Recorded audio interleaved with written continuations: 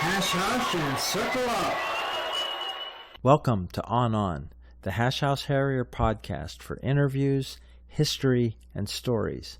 I'm your host, Ra. Welcome to part 2 with Recycled Virgin. A little bit left over from episode 1, so enjoy the rest of the interview. Today on the podcast, we're back in New Zealand with a hasher that has not been going that long, but this podcast is not just about old folks.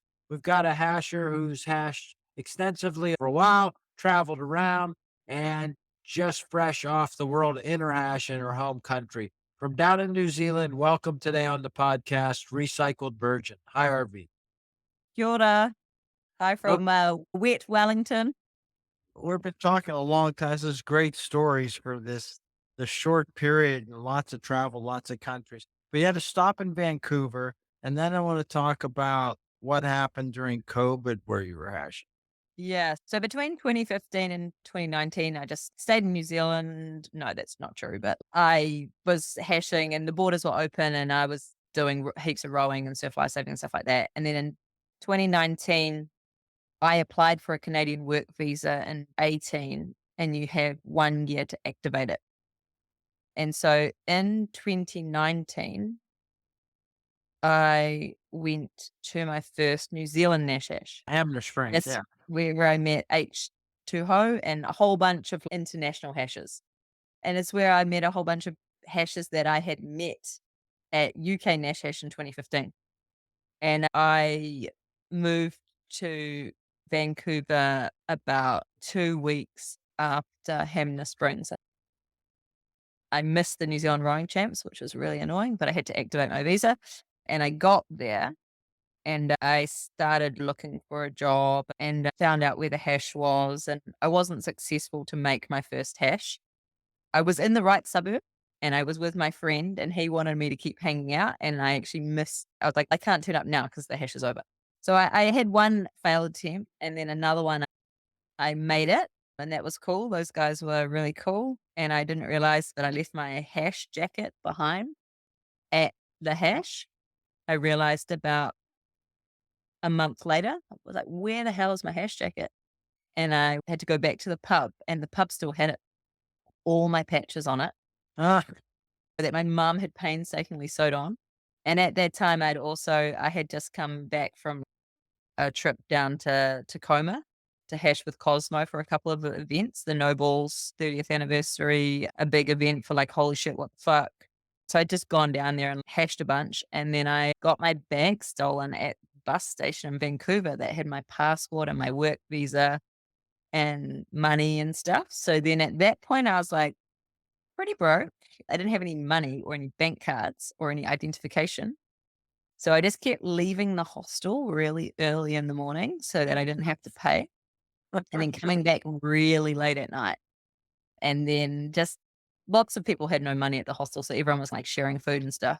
And then I found a bag of weed in the locker that I was using at the hostel. So then I gave that to one of the guys and then they just made me dinner for a couple of days. And so, yeah, then my friend who I missed the hash with last time, he gave me some money just to tie me over. And then I transferred money from my New Zealand bank accounts to a Canadian girl. And then I subletted her place. And then I had to get a new passport and all that kind of stuff. So as soon as I got that new passport, that was good. But I had a backup passport. I had an Irish passport.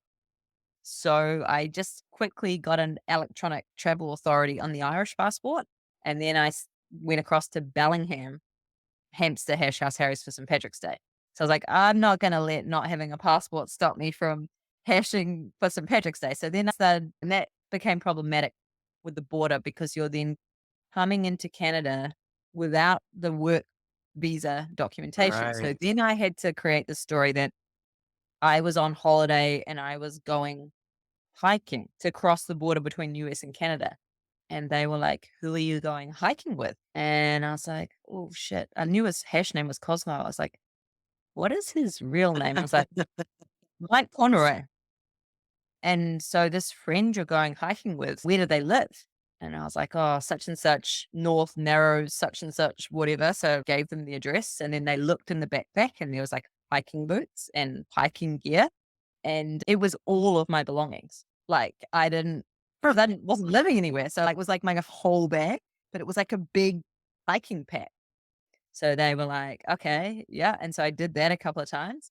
Yeah, just getting across on the Bolt bus every time was just quite stressful. But then when I got the New Zealand passport back, that didn't make it any easier because they're like, why is this passport not the same one that your visa? And if you have a work visa in Canada, you can go back and forth to the States as much as you want.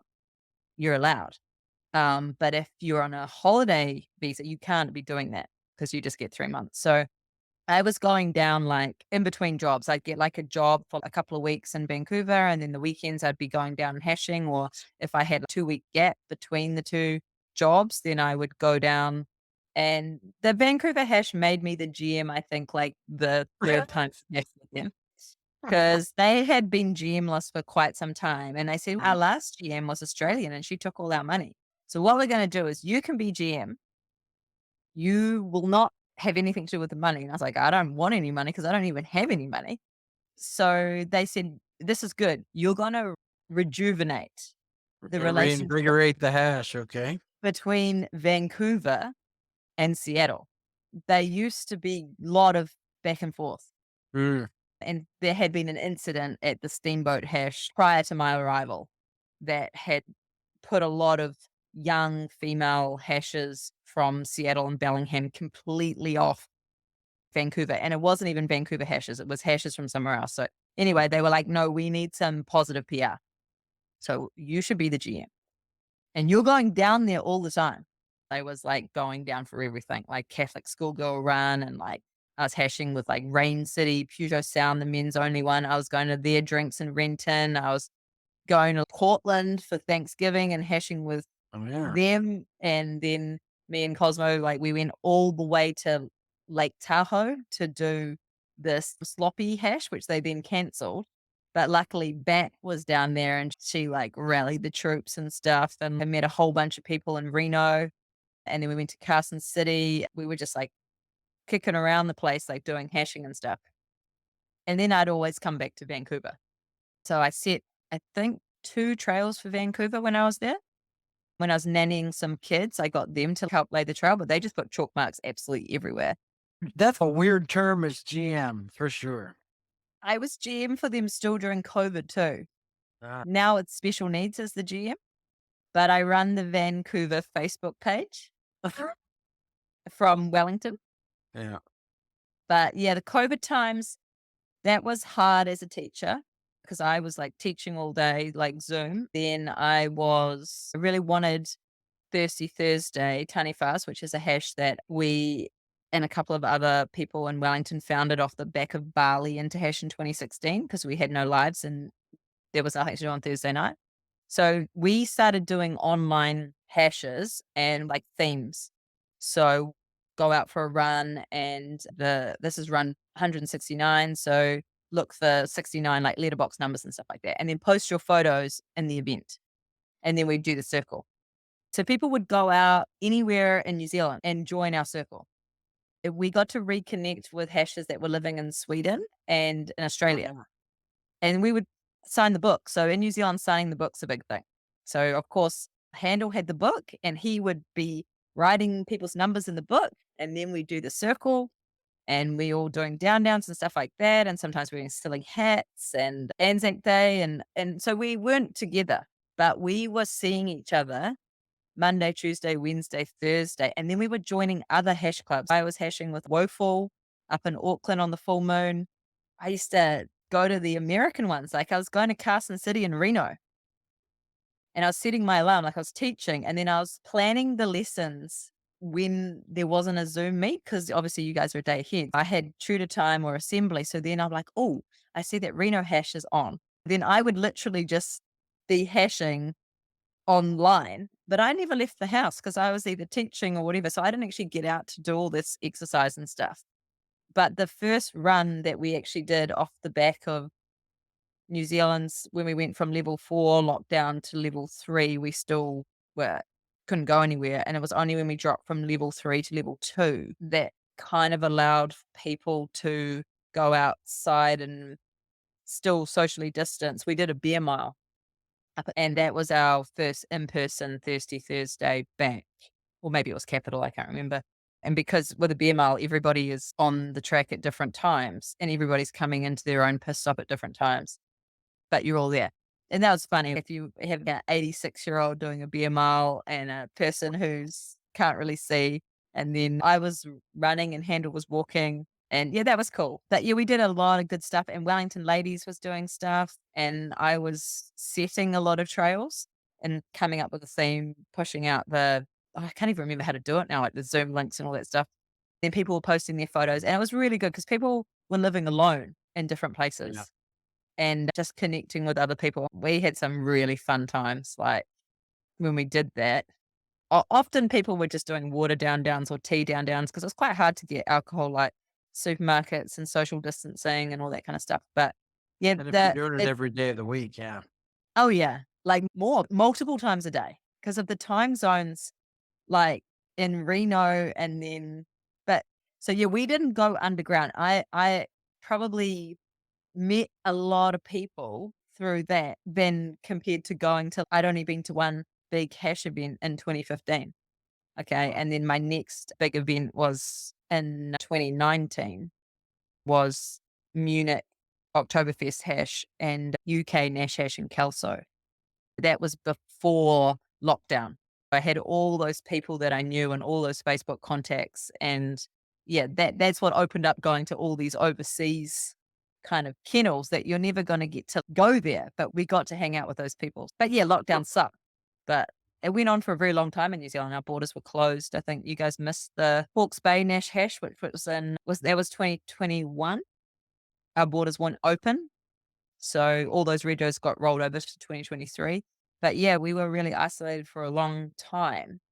But through the Facebook hashing and the Zoom hashing and stuff, New Zealanders got to know each other. And then that first event back, that 2019, and still wasn't COVID in New Zealand.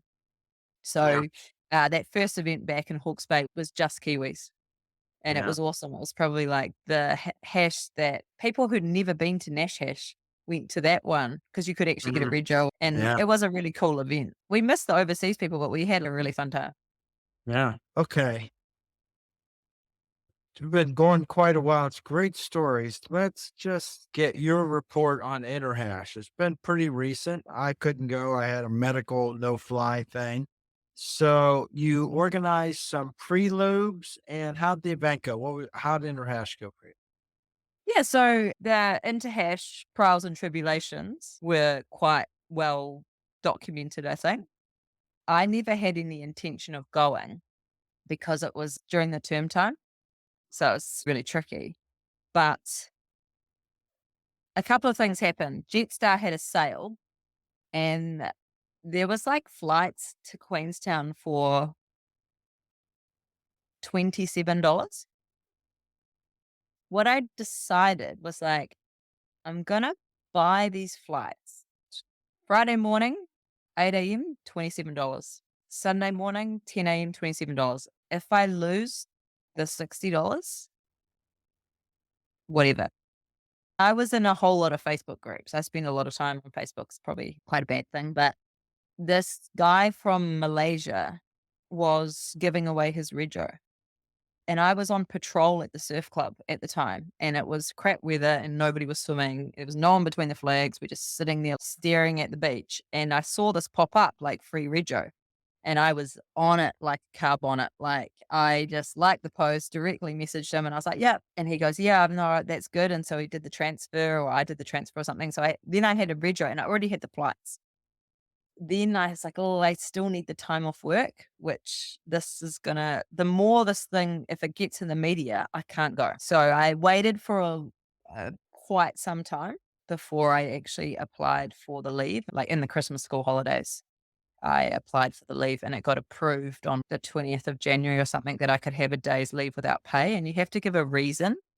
Wow.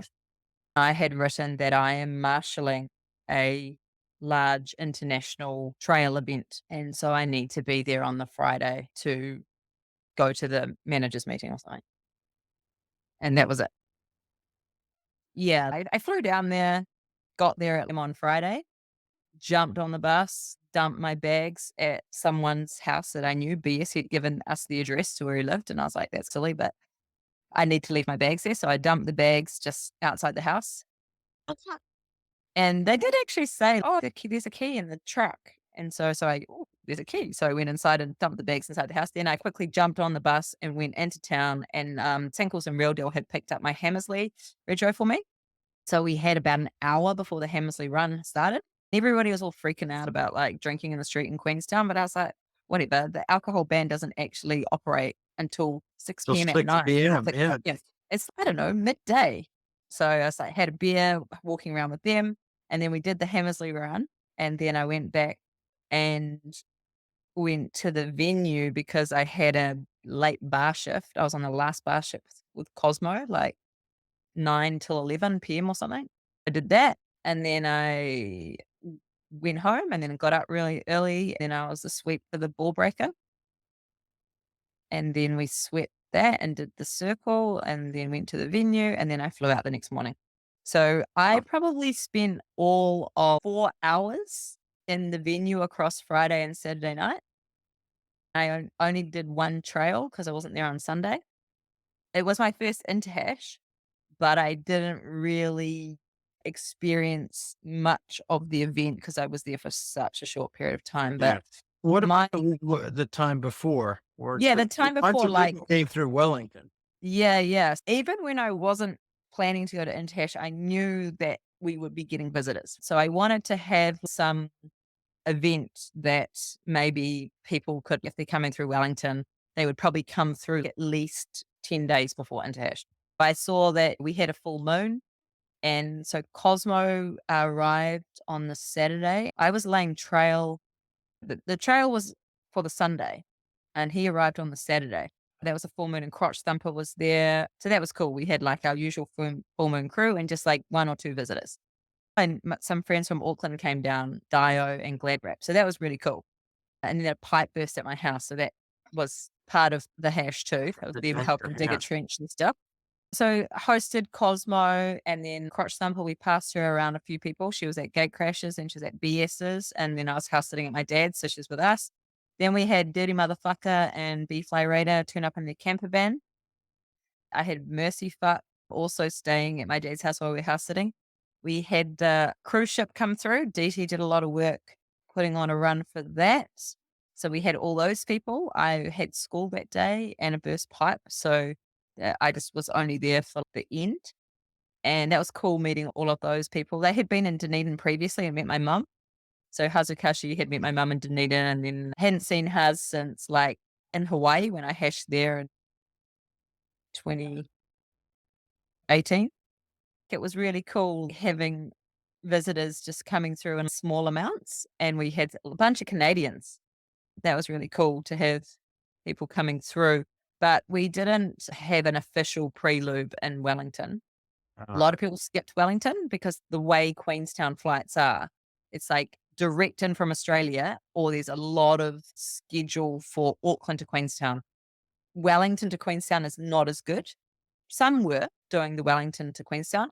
A lot of people were doing like Wellington to Christchurch, like Cosmo and Crotch Thumper, and picking up a camper van and then going in. So we had people come through Dunedin too. I was down in Dunedin before Interhash and Cosmo and Crotch Thumper came through. And afterwards, I was then back in Dunedin. We had Pampers come through there and we're still getting people. So I'm not sure if he's the last travel hasher left in the country. Yeah, we're into April. Yeah. And he's here. He's going to hash every day, Monday, Tuesday, Wednesday, Thursday. And then on Friday, he's going to get the train up north. But yeah, we just had Tasty Piss and Borthor. They flew out last night. That was cool having them in Wellington. We said another full moon. So between 2 full moons, 6 weeks, we've had 6 weeks of visitors, and it's probably been Capital and Thirsty Thursday that have got the majority of them because I'm like quite prolific in my Facebook posting, but I've also been banned from the Interhash page for the last 2 months, and now they don't have any restrictions on it. So yeah. That's pretty much, that's telling your 9 years of hashing. It's quite a bit. I've really enjoyed the first 5 hashes that you did across 5 countries, 5 things, no sleeping. Yeah. So wasted beds paid towards. A good story. All right. I wish Let's, I'd discovered hashing earlier because I've been backpacking since I was 21. I think I've been to like 65 countries. I've done a lot of rowing and surf lifesaving, and a lot of those things had quite a lot of alcohol involved. Like you train, and then there's always camps, and there's always after how do you parties. think it went? How do you think it just missed your radar? I don't know, because we lay trail here in New Zealand with a dribble dropper, and those marks are pretty distinctive and they stick on the concrete. I don't know how I missed it. I think it might be like a age thing. Like I was too young. It started in Wellington, late 70s, early 80s, and then it's never stopped. But I guess in my circles of rowing and surf lifesaving, there are hashes. That's the weird thing. When I Yeah. started hashing and I brought the hash to the surf club for an on after, and then people in the surf club were like, "Oh, Smooth Thing used to hash." So I don't know how this They happened. just And didn't this made a mention few it to you because you were 20 years too young. Yeah. Yeah, I don't really know. Even though I was doing running and cross country and half marathons and triathlons, I don't really know how that happened. It's just if it wasn't for the Lonely Planet and that one run, then I probably still wouldn't know what it is. I have tried to get a few of my friends in, and they've done kits runs, they've set runs before, but it hasn't stuck. Like they're not still hashing. I think it appeals to people for a certain period of settling in. And maybe that's why I took to it when I came back from overseas, was like in Wellington, like reestablishing yourself. And when heaps of my friends were still working in London and I was in between jobs and stuff like that, it gave you like a purpose. Like I already had rowing and surf club and stuff, but then it gave you like another group of people or another thing to do. Yeah. All right. I'll ask you the question put on to everybody. Is the RA always right? I don't know. Is the RA a woman or a teacher or a woman and a teacher? It's the RA is the RA on the moment. You never let the truth get in the way of a good story. So it's just irrelevant whether the RA is right or wrong. Are they entertaining? Is it funny or is it smart? Yeah. The RA can be wrong, like about spelling or mathematics. But when it comes to giving a down, then they're not wrong. They're There's just no like such thing confused. as sounds like there's no such thing as wrong in the hash. Yeah. Yeah, no, some RAs probably have a little too much of a God complex. But So it's good to be wrong. And it's good if the circle is like the kind of people that will tell wrong so that you stay in your lane, whether you're unmoisturized or moisturized, but stay in your lane. Don't try and pull too many. Yeah. I don't know. Sometimes I think some of the circles you go to, I think the point of being an RA is to be inclusive. You don't try and find every single person, but you don't want to alienate people and you want to include them and try and remember special things like birthdays or run numbers or achievements that they've done the weekend and stuff. Like, but when you're the RA, like usually you're not doing any downs, but there are some RAs that possibly maybe self. Yeah. But yeah, in terms of self promotion, we do have some events coming up. We have the Thirsty Thursday, third Matariki weekend coming up in June. Matariki is a public holiday. It's only been in existence in New Zealand for 3 years. And so our hash commandeered it at the beginning. Our first one was quite successful and picked in. Unfortunately, a lot of people got COVID. And the second one was always supposed to be like a low key event because a lot of people were saving their money for Interhash and stuff like that. This third one we're going to do in Puerto, which is just north of Wellington. And our club is based on the legend or the mythology of the Māori creature, the taniwha, which can be like a guardian. And there is different bodies of water in New Zealand that have a pūrākau or a legend associated with them to do with taniwhas. And in Puerto, they have an awesome story about a flying taniwha, Awarua. Yeah, we're going to go out there. We're going to do some trail, like a low budget, sort out your own accommodation and stuff like that. It's just more about the trail. We have heaps of cool stuff on the waterfront for Matariki. And Capital Hash House Harriers, it's our 2,222nd run in May. So we're probably going to go over the hill, which is State Highway 2, over the Rimatakas into the Wairarapa. and just again do a very low cost. We'll book their own accommodation, do some trail out there, and just have a bit of a yarn. Not like a full catered thing like what you get with Nomad or Nash, just like a celebration weekend, like a pay as you go thing. So those two things are on my radar, and also potentially hoping to be up in Vancouver maybe around the end of July and be up in the Pacific Northwest for 3 months. And then, maybe do some more hashing up there. It's a bit inconvenient that Cosmo's now moved to Pittsburgh. Yeah. But we've got little things going on here. And in the New Zealand scene, obviously, we've got New Zealand Nash Hash 2025. Red Joes go up for that at the end of April. And that's 290 New Zealand dollars or something like that. They'll be really awesome. And the Huanuas up out of Auckland. And so Demon Dave from Auckland Hash House Harriers and a whole bunch of other people on the committee for that. But that'll be a really cool event. Yeah. I think I got an email with the email addresses in the blind CC. Can't even tell who they sent it to. And it says you're registered. So I think we're already registered. So you were at Nash Hash last year in 2023, and they stood up and Worm had lost his voice, and they did that funny like mime thing, and they promoted it, and then they did their website a bit later because they had a lot of ironing out stuff for Interhash and Red Joes, so they were completely slammed. Then they opened their Red Joes a bit later once that cooled down a bit, and that web link and stuff, people can do the bank transfer and stuff online, and they have a website that tells you where the accommodation is, and there's a whole bunch of pre-loops. North Shore is doing the Red Dress run. There is Rangi Toto, Auckland Hash House Harriers run after the weekend. They've got a whole lot of stuff up on that website.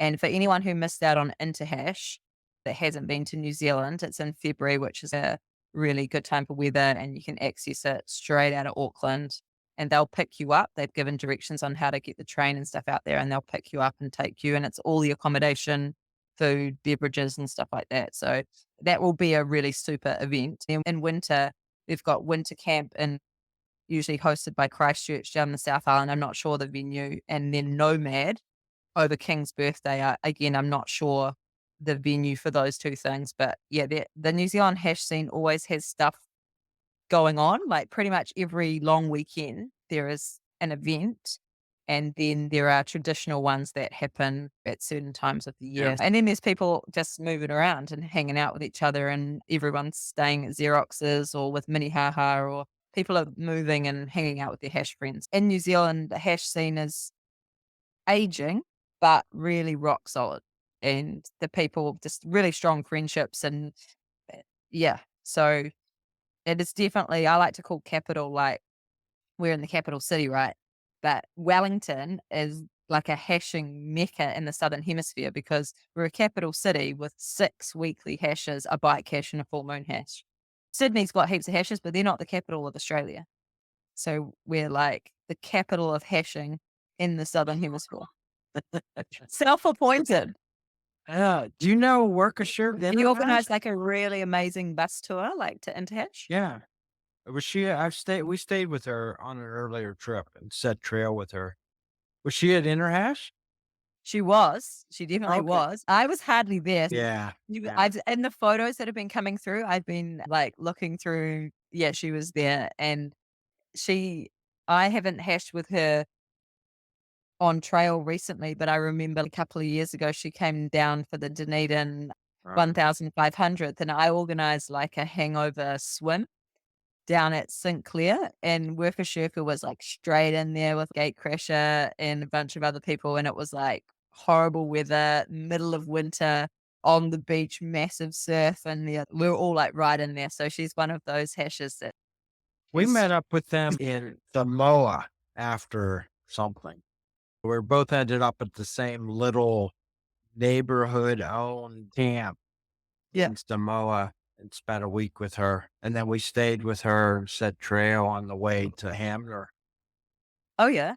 I've traveled all through the Pacific and stuff like that. But recently I've really enjoyed hashing in Rarotonga, and I've been up there twice now. And this last trip I went up there, I made sure I was there for 2 Mondays.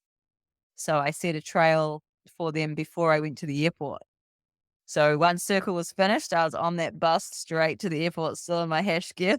Like, those guys are really cool, and they've been going for ages. Wow, I went to a country before Hazukashi, and I hashed with a country that he hadn't been to, and I laid trail with them. So, like, Yeah. When I was there was only one person else who ran. I think it's gotten a lot better.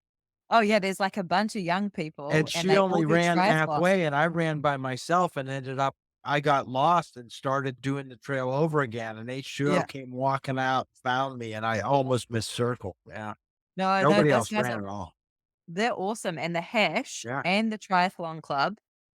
So you can hash on a Monday, and then you can go up there, and the Tri Club also on a Thursday and on a Saturday, and then the hash is at the triathlon training. Mm. And so I just went like all the time, and you go to different parts of the island and they're doing their training. And so swim, bike, run, and I'll swim and I don't have a bike, but I'll do the swim with them. They'll go off and do the run. I'll do a couple of laps of the run course. Then they come back from their bikes into transition and then do the run again. Then there's like a bunch of beers. Yeah, that's really cool because there's other things going on. Some really fit people, and they've got some big events coming up in Rarotonga, like ocean swims and round Rarotonga and triathlon stuff. But yeah, I really like it up there. And That's a but cool their place, circle yeah. is very family friendly. So they just do Yeah. 3 or 4 charges all together at once. You've probably seen the toilet seats on the thing. Yeah, I've worn the toilet seat, yeah. Yeah. So no, they're really cool. They're lovely, like family vibe, and expats and people that turn up. I run from my hostel. They turned up with a marquee, with a table, with a beer like they just set it all up. All I had to do was set the Yeah. trail. So it's really cool. Yeah, cool. All right. I'll try to get a chunk out anyhow this week. I'm gonna put the Lady in Red's episode out on her birthday. I think there's a lot of hashing to be done in Wellington, and therefore we've met so many people.